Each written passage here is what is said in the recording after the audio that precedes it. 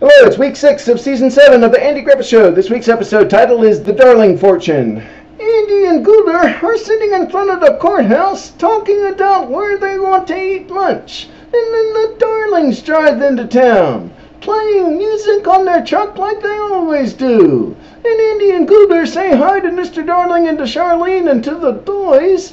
And then Mr. Darling tells Andy why they're in town. He says he wants Gooder to leave. And once Gooder leaves, Mr. Darling tells Andy that they just sold some land to the county for $300. And they come into town to take up the money, and since now they can afford to feed some extra mouths, he wants to get each of the 4 boys married.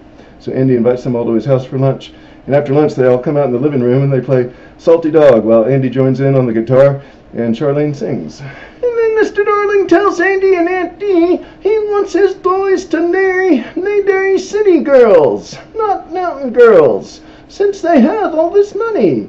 And he wants to start with Dean, since he's the biggest challenge, 'cause he's short. And then Mitch, he's strong and good in math, and he's pretty. And Andy says you can't just swoop in and take wives. Courtship lasts a year, sometimes 5 or 6. But they say, no, that's not how we operate. So they go into town to look for women. And Andy goes into town too, and he deputizes Gooder while Helen watches. And he tells Gooder to keep an eye on the Darlings. If they bother anybody, Gooder should come tellin'. And Helen has never met the Darlings before, so she don't know how they can be. And then she says goodbye to Andy, and she goes back to school. And then we see the Darlings out on the sidewalk, sizing up all these women as they walk by. And one is too skinny, and one is too big, and then they say to each other. And then Goober gives a report to Andy a few hours later. He says, yeah, they just ogled a bunch of women all afternoon, but they didn't really bother anybody. And then Mr. Darling comes in the courthouse, and he tells Andy, you had my sympathies. Not one female we saw came up to muster. And Andy's glad to hear that, 'cause he's thinking that means they might leave town soon. So he agrees, and he says, yeah, there sure are slim takings around here. So Mr. Darling says, I'll go take up Charlene at your house, and we'll go back to the mountains. But after lunch at Andy's, as they're about to head home, they see an owl at daytime on the hood of their truck. And to them, that means the next female they see will be one of their brides. And then Helen comes walking up to the house. So Mr. Darling tells Helen she can have any of the 4 boys that she wants.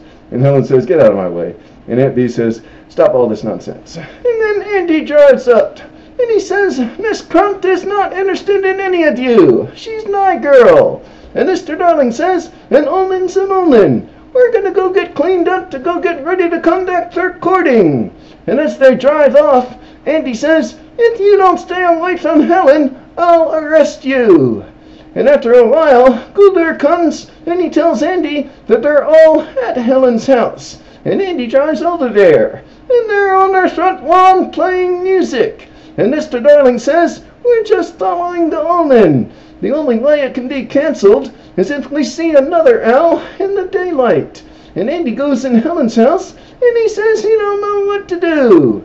But then he gets an idea. He goes back outside and says, okay, I've said you all win. I've said goodbye to Helen. And she says she wants Rodney as her husband. He says he can help them with the marriage license between Helen and Rodney in the morning. They should come to the house first thing in the morning. So in the morning, Andy's got Gooder up in the tree outside his house when the Darlings come. And he says, come on in for some muffins before we go to town for the license. And while they're inside, Gooder lowers a stuffed owl from the tree on some strings onto the hood of their truck. And as they come out of the house, they see it, and they realize it's the counter-omen, and that Helen is not the right girl. But then Goober pulls the owl up too soon, and it doesn't look like natural flight.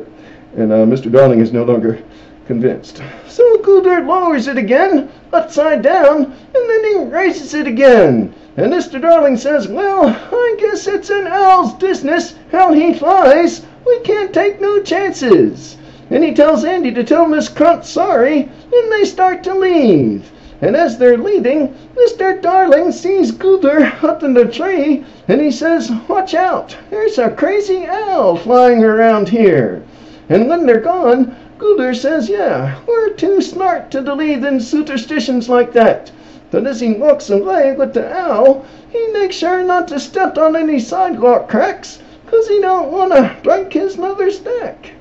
We'll see you next week for episode 7.